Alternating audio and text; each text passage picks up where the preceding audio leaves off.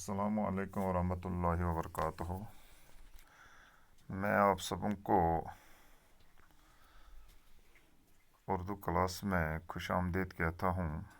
آج ہم گرامر کا ایک اور حصہ حروف کی اقسام پڑھنے جا رہے ہیں۔ نمبر 1، حروف علت۔ وہ حروف جو کسی امر کا اثر ظاہر کریں حروف علت کہلاتے ہیں۔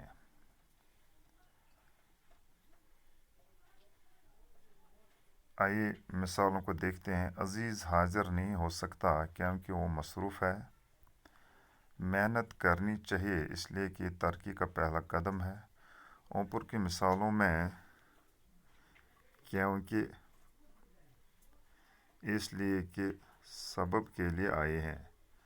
سبب کو علت کہتے ہیں، لہذا اس قسم کے حروف کو حروف علت کہا جاتا ہے۔ جن جملوں کے ساتھ حروف علت واقع ہو ان جملوں کو علت اور پہلے کو معلول کہتے ہیں۔ حروف عطف۔ وہ غموں اور مصیبتوں میں پالا گیا ہے۔ پہلے خورشید آیا پھر اشرف آیا۔ خلیل اپنا کام کر کے گھر جائے گا۔ مون انسان نہیں بلکہ گدھا ہے۔ دیکھو اوپر کے فقروں میں اور پھر کر کے بلکہ ایسے حروف ہیں کہ انہوں نے دو کلموں یا فقروں کو آپس میں ملایا ہے یا ان کو ایک حکم میں شامل کیا ہے۔ ایسے حروف حروف عطف کہلاتے ہیں۔ حروف عطف سے پہلے جملے یا کلمے کو معطوف علیہ کہتے ہیں۔ حروف عطف کے بعد کے جملے یا کلمے کو معطوف کہتے ہیں۔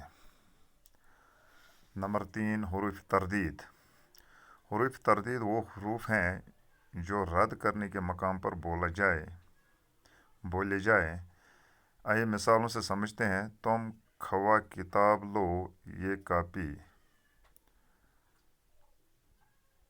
چاہے قلم یا پنسل۔ تم خواہ کتاب لو یا کاپی، چاہے قلم یا پنسل۔ میں اس لڑکے کو جماعت سے نکال دوں یا رکھوں۔ دیکھو اوپر کے فقروں میں خواہ، چاہیے یا ایسے حروف ہیں کہ انہوں نے پہلی چیز کو رد کر کے دوسری چیز پیش کی۔ رد کرنے کو تردید کہتے ہیں۔ حروف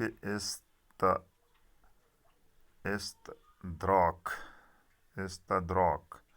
ایسے حروف جو شک اور وہم کو دور کرنے کے لیے استعمال کیے جائیں حروف استدراک کہلاتے ہیں۔ آئیے مثالوں سے سمجھتے ہیں۔ مجید تو دوست تھا مگر بے وفا نکلا۔ چور کو پکڑنے کی کافی کوشش تو کی گئی، الا کامیابی نہ ہوئی۔ دیکھو اوپر کے فقروں میں مگر، الا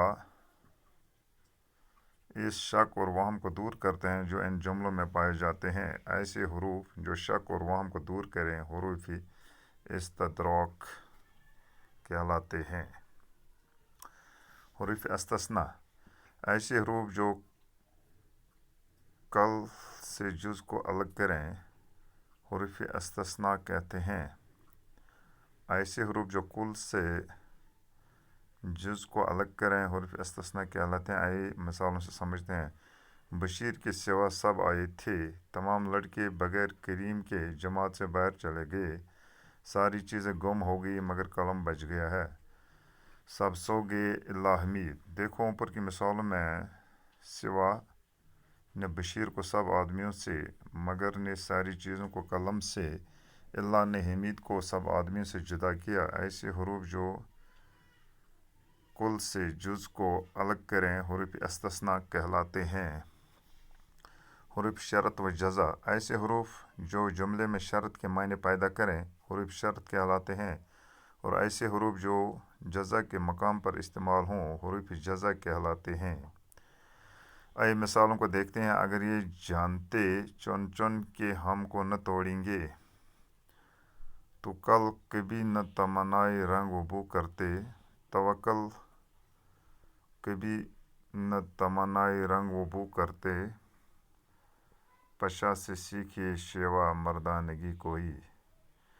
جب قصد خون کو آئے تو پہلے پکار دے۔ اوپر کے اشعار میں اگر جب ایسے حروف ہیں جو شرط کے معنی پیدا کرتے ہیں، اسی طرح سو تو وغیرہ جزا کے معنوں میں استعمال ہوتے ہیں۔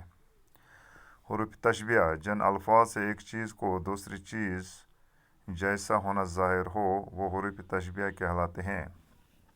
آئیے مثالوں کو دیکھتے ہیں۔ وہ الو کی طرح گھر سے نکل گیا۔ دنیا میں حاتم جیسا سخی کوئی نہیں۔ مجید کا چہرہ سورج کی مانند چمکتا ہے۔ اشرف ہو بہو حمید ہے۔ اس زمانے میں مجھ سا غریب نہیں۔ دیکھو اوپر کے جملوں میں طرح جیسا، مانند، ہو بہو، سا ایسے حروف ہیں کہ ان سے ایک چیز کا دوسری چیز جیسا ہونا ظاہر ہوتا ہے۔ ایسے حروف کو حروف تشبیہ کہتے ہیں۔ یاد رکھنا چاہیے جس چیز کو تشبیہ دی جاتی ہے اس کو مشتبہ کہتے ہیں، اور جس چیز کے ساتھ تشبیہ دی جائے اس کو مشبہ کہتے ہیں۔ اپنا خیال رکھیے گا۔ مشتاق احمد بٹ، خدا حافظ۔